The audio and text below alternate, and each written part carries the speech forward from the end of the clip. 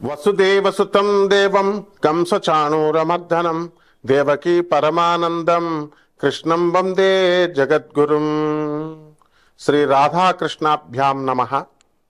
ఓం నమస్తే అస్తు భగవన్ విశ్వేశ్వరాయ మహాదేవాయ త్ర్యంబకాయ త్రిపురాంతకాయ త్రికాగ్నికాలాయ కాలాగ్నిరుద్రాయ నీలకంఠాయ మృత్యుంజయాయ సర్వేశ్వరాయ సదాశివాయ శ్రీమన్మహాదేవాయ నమః. శ్రీ దుర్గామల్లీశ్వరాభ్యాం నమః. ఈ రోజున మనం ఈ కేతువు యొక్క సంచారము, కేతువు సింహరాశిలో రవితో కలిసి ఉన్నాడు ఈ నెలలో. ఆ తర్వాత కేతువు వివిధమైనటువంటి గ్రహాలతో కలుస్తూ అలా వెళ్తూ ఉంటాడు. ఎంతవరకు అంటే 1.5 సంవత్సరం పాటు ఈ కేతు యొక్క ట్రాన్సిట్ జరుగుతూ ఉంటుంది.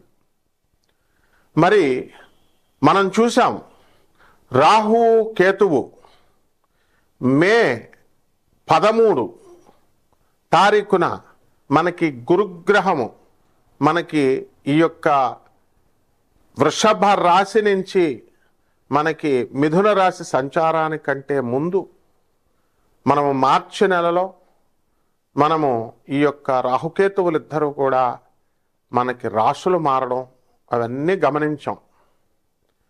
రాహువు శనితో కలిసి మరి మార్చిలో మారినటువంటి ఈ యొక్క శని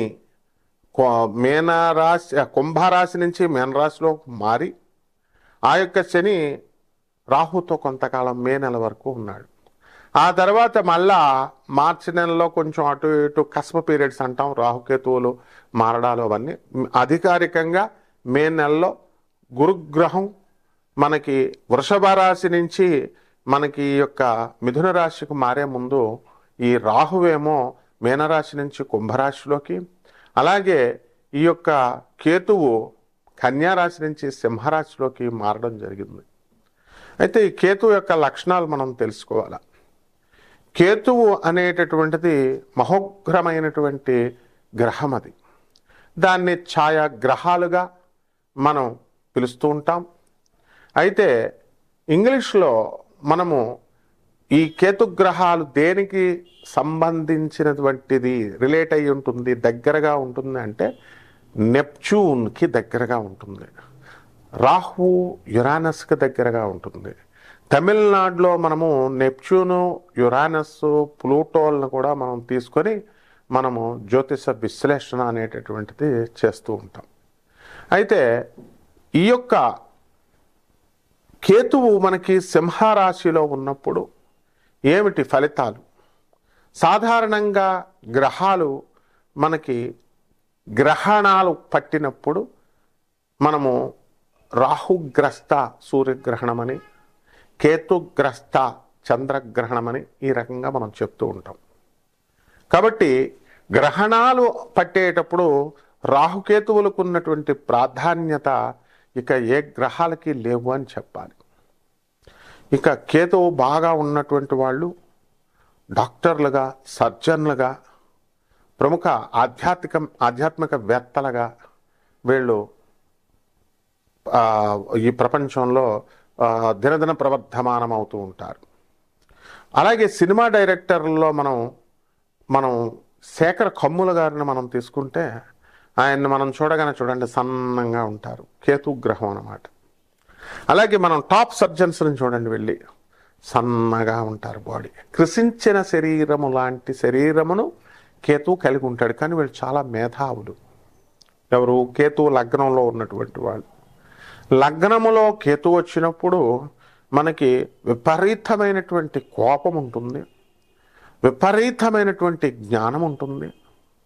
ఆ తర్వాత వాళ్ళు మిస్టిక్ ప్లానెట్, రహస్యం, మనము రహస్యమిత్రుడు అంటూ ఉంటాం చూసారా, అది ఈ యొక్క కేతుగ్రహం ఉన్నప్పుడే అన్నమాట. అందువల్ల ఈ రహస్యమైనటువంటి సమాలోచనలు ఇవన్నీ కూడా కేతువు లగ్నంలో ఉన్నప్పుడు మనం చేస్తూ ఉంటాం. ఎంత కోపము ఎంత ఫుల్ స్పీడ్లో వస్తుందో అంతే స్పీడ్లో మళ్ళీ ఈ కోపము బుస్సుమని క్రిందకి దిగిపోతూ ఉంటుంది. అండ్ ఈ యొక్క కేతుగ్రహం బాగా ఉన్నటువంటి వాళ్ళు, ఈ కేతు అనుగ్రహం ఉన్నటువంటి వ్యక్తులు గొప్ప సర్జన్లుగా, గొప్ప సినిమా డైరెక్టర్లుగా, గొప్ప ఆధ్యాత్మికవేత్తలుగా ఉంటారు. ఇప్పుడు మనం ప్రముఖ సినీ దర్శకులైనటువంటి శేఖర్ కమ్ముల గారు హ్యాపీ డేస్ తీసినటువంటి ఆయన కేతు అనుగ్రహం ఉన్నటువంటి గొప్ప వ్యక్తి. అందువల్లనే సాఫ్ట్వేర్ రంగంలో ఉంటూ సినిమా రంగంలోకి, అలా ఈ సాఫ్ట్వేర్ రంగానికి కూడా మనకి ఈ రాహుకేతువుల యొక్క ప్రభావం అనేటటువంటిది ఉంటుంది. కాబట్టి ఈ కేతువు విదేశాలకు వెళ్ళేటటువంటి వాళ్ళకి చాలా చక్కటి బలంగా ఉన్నప్పుడు విదేశాలకి వెళ్తూ ఉంటారు. అయితే ఈ కేతువు ఎన్ని లాభాలు చేస్తాడో అంత నష్టాలు కూడా చేయడంలో ఆయన చాలా సమర్థుడు. ఈ యొక్క కేతువు ఏం చేస్తాడంటే, అష్టమములో కేతు ఉన్నప్పుడు ఆత్మహత్యా సదృశ్యమైనటువంటి సమస్యలను సృష్టిస్తాడు. ఇప్పుడు ఎవరికి ఉందండి అంటే అది మకర రాశి వాళ్ళకు ఉంది. ఇప్పుడు మకర రాశిలో మనకి కేతువు అష్టమ స్థానంలో 1 సంవత్సరన్నర కాలం పాటు ఉంటాడు. గతించిపోయింది మే నెల నుంచి మనం చూసుకుంటే, మే, జూన్, జూలై తీసుకుంటే వదిలేస్తే ఇంకా 1 సంవత్సరం 3 నెలల కాలం పాటు ఉంటాడు. అష్టమ కేతువు అసలు చచ్చిపోతే బాగుండరా బాబు, మనకి ఇన్ని సమస్యలు వచ్చినాయని అనుకోవడము, ఒక డిప్రెషన్కి వెళ్ళిపోవడము, ఇలాంటివి జరుగుతూ ఉంటాయి. అయితే కేతు ఏమైనా ఆకాశంలో నుంచి భూమి మీదకి వచ్చి మనకి డిప్రెషన్ ఇస్తాడా? కాదు. మనం మరి ఏం చేస్తాము అంటే, మనకి చాలామంది మగవాళ్ళను ఇప్పుడు మనం తీసుకుంటే ఎక్కువ మంది ఫోన్లు గంటలు తరబడి మాట్లాడుతూ ఉంటారు. అది మగవాళ్ళతో మాట్లాడచ్చు, ఆడవాళ్ళతో మాట్లాడచ్చు. వాళ్ళంతా కూడా వాళ్ళ సోదంతా మీకు చెప్తా ఉంటారు. నాకు ఇలా జరిగింది, నాయన ఆత్మహత్య చేసుకోవాలనుకుంటున్నాను, మా ఆయన సరిగ్గా చూడట్లేదు, లేకపోతే మా పెళ్ళం కొడుతుంది, ఇట్లా రకరకాలుగా చెప్పి వాళ్ళ యొక్క వీడేమో ఆనందంగా వింటూ ఉంటాడు. వాళ్ళంతా చెప్పిన తర్వాత ఏమవుతుంది, వీళ్ళకి ట్రాన్స్ఫర్ చేసేసారు, వాళ్ళ నెగిటివ్ ఎనర్జీ అంతా వీళ్ళకి ట్రాన్స్ఫర్ చేశారు. వాళ్ళ భారం చెప్పుకుంటే పోద్ది బాధ అంటారు కదా, ఆ విధంగా వీళ్ళకి వచ్చేస్తుంది.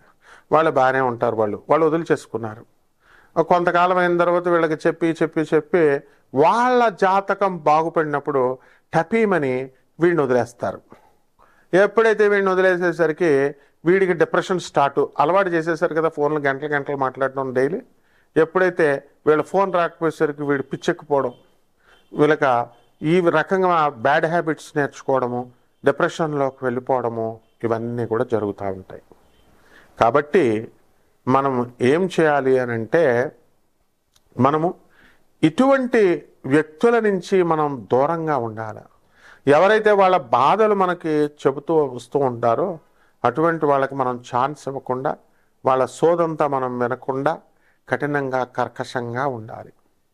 అదేవిధంగా ఈ యొక్క కేతువు మిస్టిక్ ప్లానెట్ కాబట్టి అసలు ఎంతసేపు కూడా ఊర్ధ్వాన్ని చూస్తూ ఉంటాడు, అంటే పైకి చూస్తూ ఉంటాడు. రాహు క్రిందకి చూస్తూ ఉంటాడు. అందువలన రాహుగ్రహ అనుగ్రహంతో పుట్టినటువంటి వాళ్ళు, రాహు నక్షత్రమైనటువంటి స్వాతి, శతభిషం, ఆ తర్వాత ఆరుద్ర నక్షత్రాల వాళ్ళు ఎంతసేపు కూడా, మిగతా వాళ్ళు కూడా రాహువు లగ్నంలో ఉన్న, లగ్నాన్ని చూస్తున్నా, ఇలా కొన్ని మనకి ప్రమాణాలు ఉన్నాయి. వాళ్ళంతా కూడా భూమి మీదకి చూస్తూ ఉంటారు. నా పెళ్ళం, నా పిల్లలు, నా ఇది ఆస్తులు సంపాదించాలి, ఇట భౌతిక లోకంలో ఉండేటటువంటి కోరికల గురించి ఆలోచిస్తూ ఉంటారు. ఇక ఈ కేతువు ఏం చేస్తాడంటే పైకి చూస్తూ ఉంటాడు. నేను అసలు ఎక్కడి నుంచి పుట్టాను, నేను చనిపోయినప్పుడు ఎక్కడికి వెళ్తాను, నాకు అసలు మోక్షం వస్తుందా రాదా అని దైవ చింతన అనేటటువంటిది ఎక్కువగా ఉండి, మనం దేవుడి గురించి ఆలోచించడము, పరలోకం గురించి ఆలోచించడము, ఇలాంటివి మనం చేస్తూ ఉంటాం. అయితే ఈ యొక్క కేతువుకు మళ్ళీ ఇంకొక విధమైనటువంటి లక్షణం కూడా ఉంది, చాదస్తం ఎక్కువగా ఉంటుంది. అంటే చాలామంది మనుషుల్ని మనం కనుక చూసుకున్నట్లయితే మనము ఈ చాదస్తం బాగా ఎక్కువైపోయి వాళ్ళు చెప్పిందే చెప్పడం, అడిగిందే అడగడం, ఇలా రకంగా ఇటువంటి మనుషులు మనకి తారసపడతా ఉంటారు. ఇదంతా కేతు బ్యాడ్గా ఉన్నప్పుడు, కేతు వాళ్ళకి అనుకూలమైనటువంటి పరిస్థితుల్లో లేనప్పుడు జరిగేటటువంటి పరిణామాలు. కాబట్టి ఈ యొక్క కేతువు, రాహుకేతువులు మనకి ఏమైపోయారండి? మన అందరికీ తెలిసిందే. ఈ రాహుకేతువులు ఇద్దరు కలిసి ఒకటే రాక్షసుడు. అతడు ఏం చేస్తాడంటే, మరి శ్రీ మహావిష్ణువుదే నమ్మకుండా అతను ఈ అమృతాన్ని దొంగతనంగా తాగాలి అనేటటువంటి ఉద్దేశంతో దేవతల రూపంలోకి వచ్చి మాయ చేసి విష్ణుమూర్తినే మాయ చేస్తాడు. ఈ రాహుకేతువులు ఇద్దరు కలిసి ఒకటే సింగిల్ బాడీగా ఉన్నప్పుడు మాయ చేసి ఆ అమృతాన్ని జగన్మోహిని రూపంలో ఉన్నటువంటి శ్రీ మహావిష్ణువు దేవతలకు పంచి, ఆ తర్వాత రాక్షసులు పంచుతాను అని చెప్పి ఆమె జగన్మోహిని పంచుతూ ఉంటే, రాక్షసాంతకుడైనటువంటి శ్రీ మహావిష్ణువు ఎట్టి పరిస్థితుల్లో కూడా అతడు పంచడు అని చెప్పేసి, మనకు రాదు ఆ వాటా అని చెప్పి మనకి అతను ఒక దేవతా రూపాన్ని ధరించి ఆ లైన్లో కూర్చుంటాడు. కూర్చున్న తర్వాత విష్ణుమూర్తి వేసేస్తాడు అమృతం. ఆ అమృతం తాగేస్తాడు. అయితే సూర్యచంద్రులిద్దరూ కూడా శ్రీ మహావిష్ణువుకి ఇలా సైగ చేయగానే శ్రీ మహావిష్ణువు జాగ్రత్త పడి వెంటనే ఆ అమృతం తాగేసినటువంటి రాహుకి చక్రం విసిరేస్తాడు. విసిరేస్తే సుదర్శన చక్రం తల తెగిపోతుంది. మరి ఆ ఊర్ధ్వం తల ఆకాశంలో ఉంటుంది, కేతువు మొండం. తల ఎప్పుడొచ్చి మళ్ళీ మొండానికి అతుక్కుంటుందా అని చెప్పి ఇలా క్రిందగా చూస్తూ ఉంటుంది అనమాట, పైకి చూస్తూ ఉంటుంది కేతువు. అలాగే ఆ యొక్క రాహు ఏం చేస్తాడంటే, ఆ రాహువు క్రిందగా చూస్తూ ఉంటాడు, నేను వెళ్ళి ఎప్పుడు ఎత్తుక్కోవాలా శరీరానికి అని. కాబట్టి అందువలన ఈ యొక్క కేతువు పైకి చూస్తూ ఉంటాడు. అయితే ఈ కేతువు యొక్క దశమహావిద్యలలో కేతువుని మనకి అధిష్టాన దేవత ధూమావతి. ఆ ధూమావతి అమ్మవారి యొక్క సాధన చేసిన, ఆ ధూమావతి మంత్రాన్ని మనం పఠించిన, ఇవన్నీ కూడా మనకి ఈ యొక్క కేతుగ్రహము మనకి అనుకూలమవుతూ ఉంటుంది. కాబట్టి చిన్నమస్తాకి సంబంధించినటువంటి ఆ రాహు యొక్క సాధన, ఈ యొక్క కేతువు మరి ధూమావతి అమ్మవారి యొక్క సాధన చేయడం ద్వారా మనకి ఈ కేతువుని సప్రెస్ చేయొచ్చు. ఇప్పుడు ఏ గ్రహంతో అయితే మరి ఈ యొక్క కేతువు కలుస్తాడో అటువంటి ఫలితాలను మనకి ఆ కేతువు అందిస్తూ ఉంటాడు. కాబట్టి రాహుకేతువులకి సపరేట్గా ఇళ్ళు లేవు. ఏ ఇంట్లో ఉంటే ఆ ఇంట్లో ఆ యొక్క ఫలితాన్ని ఇస్తాడు. కాబట్టి కేతువు ఇచ్చేటటువంటి అమూల్యమైనటువంటి ఈ యొక్క దశల్ని కానీ ఫలితాలని కానీ ఏ మానవుడు కూడా అంచనా వేయలేడు. అదేవిధంగా కేతువు మనకి పరిపాలించేది కేతు మహాదశా కాలం 7 సంవత్సరాలు అయినప్పటికీ కూడా ఈ కేతు మహాదశా కాలంలో భక్తి, ఆ తర్వాత ఈ యొక్క ఆధ్యాత్మిక వైరాగ్యము, ఇవన్నీ కూడా ఉంటూ ఆధ్యాత్మిక సాధనలో మంత్రతంత్ర శాస్త్రాలన్నీ కూడా మనకి వశమైపోతాయి. అదేవిధంగా ఈ యొక్క కేతువు మనకి మంత్రతంత్ర క్షుద్ర శక్తులే కాకుండా యక్షిని, గంధర్వ, కిన్నెర, కింపురుష శక్తుల్ని కూడా మనకి వశం చేస్తూ ఉంటుంది. అదేవిధంగా ఈ యొక్క కేతువు రవిగ్రహంతో మనకి కలిసినప్పుడు ఈ మన యొక్క ఇళ్లల్లో ఈ యొక్క పితృదోషము ఉంది మన వంశంలో అనేటటువంటిది సూచిస్తుంది. కాబట్టి ఈ పితృదోషాలని అన్నిటిని కూడా ఆ యొక్క కేతుగ్రహం అనేటటువంటిది మీకు ఎలా నివారించుకోవాలి అనేటటువంటి జ్ఞానాన్ని మీకు ఇస్తూ ఉంటుంది.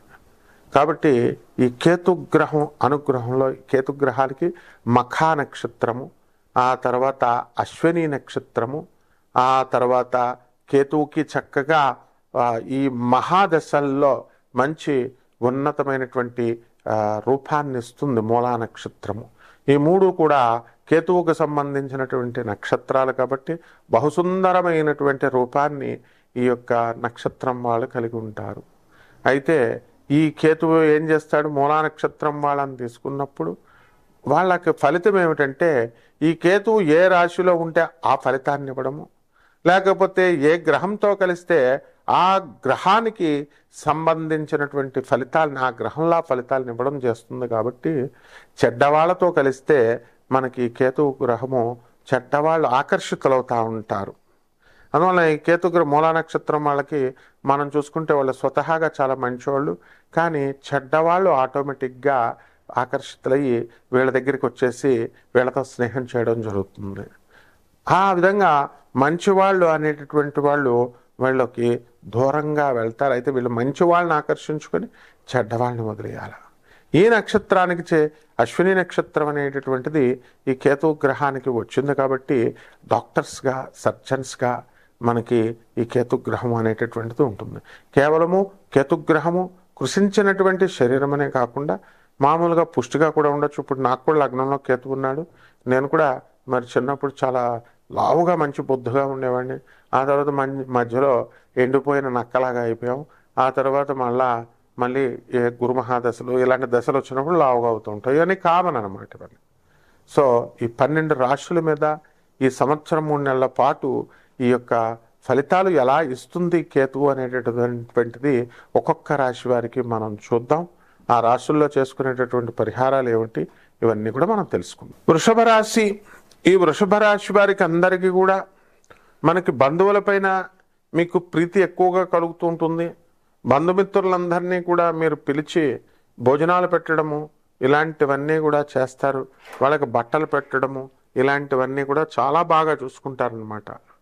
కాబట్టి ఈ యొక్క కేతుగ్రహ ప్రభావం వలన మనకి అర్ధాష్టమంలో ఉన్నటువంటి ఈ కేతువు డిప్రెషన్స్ని తీసుకొచ్చేటటువంటి అవకాశాలు ఉన్నాయి.